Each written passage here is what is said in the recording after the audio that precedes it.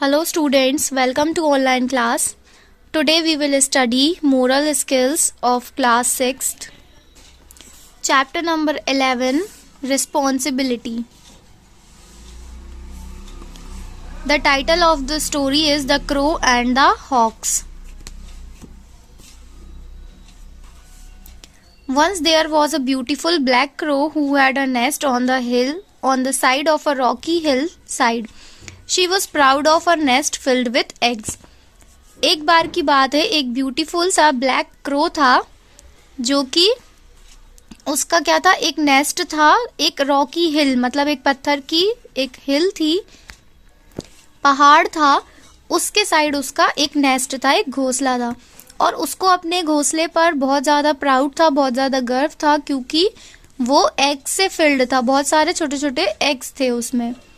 She was waiting for her eggs to hatch और वो क्या कर रही थी, अपने एग्स का वेट कर रही थी कि वो हैच हो. हैच मीन्स उन एग्स में से फिर जो छोटे छोटे बेबी क्रोज हैं वो निकल कर आए.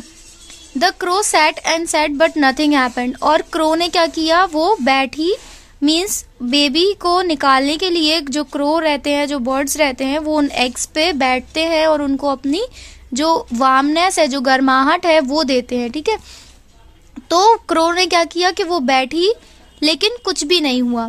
वो कुछ और टाइम के लिए भी उस पे बैठी लेकिन फिर भी कुछ नहीं हुआ, मीन्स वो बेबीज निकल के नहीं आए. तो जो क्रो था मतलब क्रो जो थी वो क्या हो गई, थक गई. वो इस सब से बहुत ज़्यादा टायर्ड हो चुकी थी और फिर वो अपने एग्स को अनगार्डेड मीन्स ऐसे ही छोड़कर वो उड़ गई. मीन्स उसने अपने बेबीज को ऐसे ही छोड़ दिया और फिर वो चली गई वहाँ से.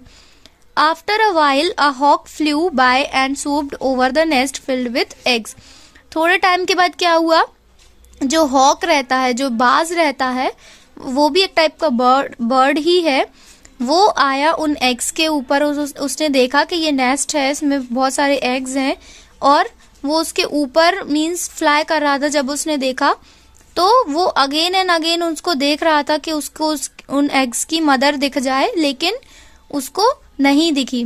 थर्ड अटेम्प्ट में भी उसने देखा कि मदर बर्ड जो है वो दिख जाए, बट वो नहीं दिखी.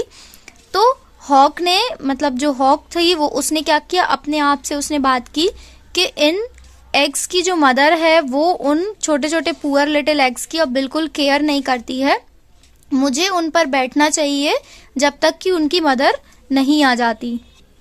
The hawk sat on the eggs but nobody came. Hawk जो थी, जो बाज थी, वो क्या करती थी, बैठती थी उन एग्स पे और कुछ दिनों तक उसने ऐसे ही किया और उन एग्स की देखभाल की. कैसे, by keeping them warm and safe until one day they began to hatch. और उसने क्या किया, अपनी जो वार्मनेस थी, उनको जो गर्माहट थी वो दी और उनको सेफ रखा जब तक एक दिन वो हैच नहीं हो जाते, मीन्स वो जो बेबी क्रोज है वो नहीं निकल के आ जाते. As the little crows pushed their way out of their shells, they chirped and called for their mother, but the mother crow was nowhere to seen. और एक दिन क्या हुआ कि जो छोटे छोटे से लिटिल क्रोज थे, जो छोटे छोटे क्रो थे, वो निकल के आए, अपनी जो एग की शेल थी उसमें से निकल के आए और उन्होंने अपनी मदर के लिए कॉल किया. मीन्स वो उनकी जो लैंग्वेज थी उसमें अपनी मदर के लिए कॉल किया, लेकिन जो मदर क्रो थी वो कहीं भी नहीं दिख रही थी. The hawk told the little crows that she would look after them. और जो हॉक थी उसने क्या बोला उन बच्चों से कि मैं तुम्हारी देखभाल करूंगी. ठीक है, और फिर वो ही उनके लिए फूड लेने गई, उनको प्रोटेक्ट किया और कोई भी हार्म नहीं होने दिया. ठीक है, पूरा जो मदर का वर्क होता है वो किसने किया, हॉक ने किया. The young crow babies grew bigger and bigger. और जो यंग क्रो बेबीज थे वो धीरे धीरे बड़े होने लगे. Their black feathers became glossy and strong. और उनके जो काले काले पंख थे वो भी अब धीरे धीरे स्ट्रॉन्ग बन रहे थे और ग्लॉसी बन रहे थे, मीन्स चमकीले. One day the irresponsible crow was flying over the nest that she had abandoned when she saw a hawk taking care of her baby crows. The mother crow screeched as she swooped down to her nest. How dare you, hawk? Surprised hawk replied, what's the wrong? I want my babies back. एक दिन क्या हुआ, जो irresponsible crow था, जो अपनी उसको छोड़ के चला गया था नेस्ट को, वो दोबारा से आई और उसने क्या किया, देखा कि जिस नेस्ट को वो छोड़ के चली गई थी उसको अब एक हॉक देखभाल कर रही है उसकी, ठीक है। और फिर वो आके उस पे चिल्लाने लगी कि तुम्हारी हिम्मत कैसी हुई हॉक। तो फिर हॉक ने रिप्लाई किया कि क्यों, इसमें क्या गलत हो गया, ठीक है। फिर उसने क्या बोला क्रो ने कि मुझे अपने बेबीज वापस चाहिए, दे आर माइन, ये मेरे हैं।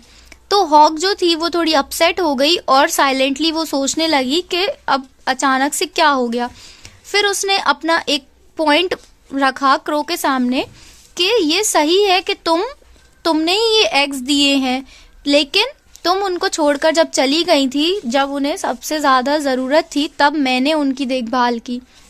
The hawk then said she was the one that took care of the babies and was not going to give them up, ठीक है। और उसने क्या बोला कि मैं ही थी जिसने बेबीज की टेक केयर की, ठीक है, और मैंने उन पे गिव अप नहीं किया, मीन्स उनको ऐसे छोड़ा नहीं, जब तक उनको नीड थी तब तक मैं उनके साथ रही।